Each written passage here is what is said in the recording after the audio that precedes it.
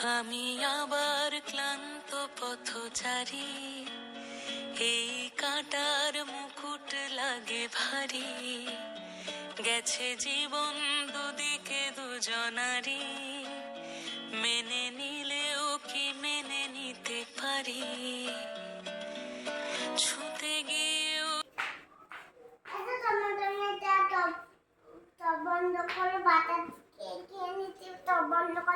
কি এনেছো? চোখ বন্ধ করলাম।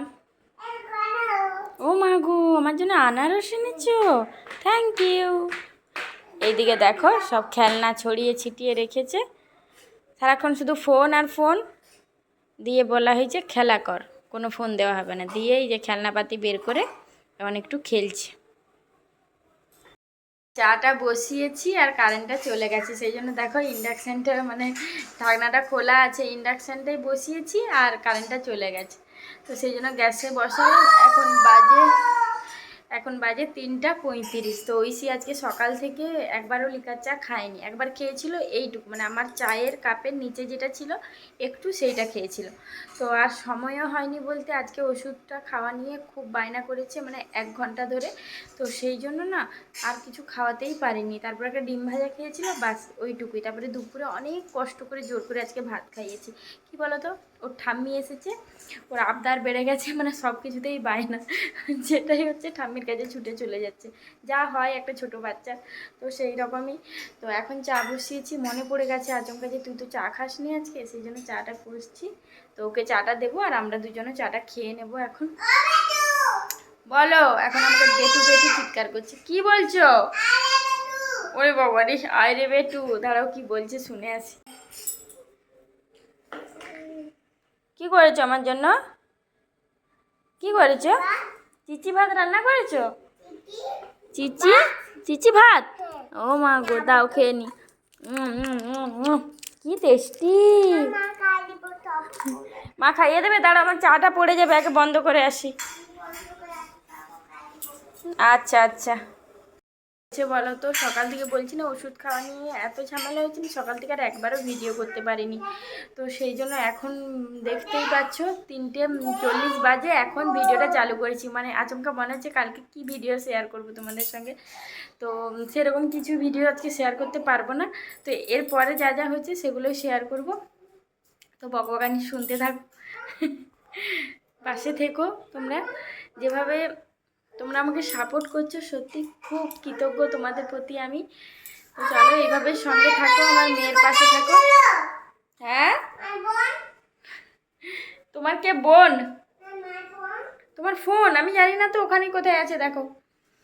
1 সেকেন্ডে চুপ থাকে না।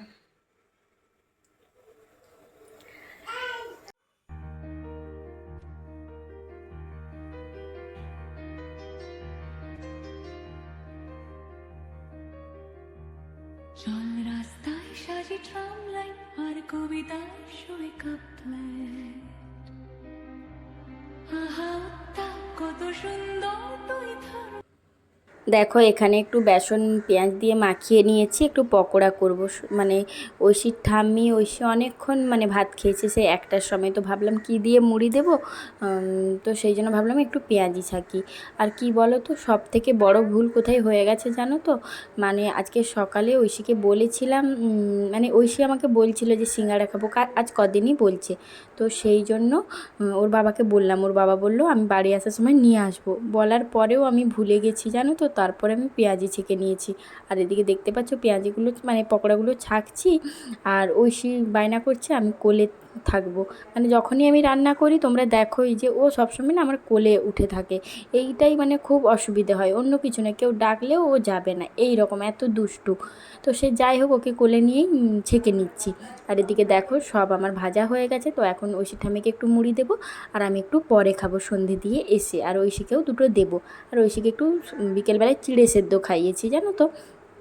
কি বলো তো, মানে ওর বাবা আবার সিঙ্গাড়া ভেজিটেবিল চপ এইগুলো নিয়ে এসেছিলো। মানে এত কিছু খাওয়ার পরে শরীরটা না প্রচণ্ড খারাপ লাগছিলো। কি করব, ওর বাবা বলছিল আমাকে ফোন করে বলে দিতে হতো, তাহলে আমি আনতাম না। আমি বলছি না, মেয়েটা খাবে বলেছিল তো।